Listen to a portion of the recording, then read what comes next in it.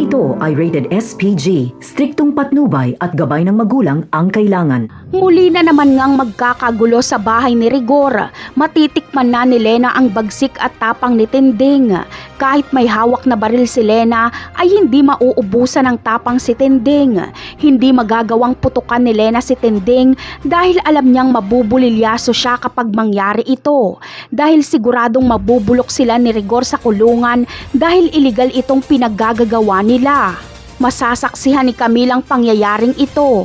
Matinding takot ang kanyang mararamdaman lalo pat magkakatutukan ng baril at balisong si Lena at Tinding. Masasaksihan ni Catherine kung gaano katapang si Tinding pagdating sa mga mahal niya sa buhay. Sumama kasi si Catherine kay Tinding sa pagsugod kay Lena. Samantala, dahil sa takot ni Camille ay agad niyang tatawagan si David para sabihing nagkakagulo sa kanilang bahay dahil nandoon si Tinding. Pipilitin niyang pauwiin si David at dahil galit na galit si David kay Tinding kaya uuwi siya at siya ang haharap kay Tinding. Walang kamalay-malay si David na nasa bahay nila si Catherine. Sa pag-uwi ni David at kapag maabutan niya pa si Tinding at Catherine ay ito na ang katapusan ng kanyang pagpapanggap na mayaman. Mabibisto ni Catherine si David na may asawa na pala ito.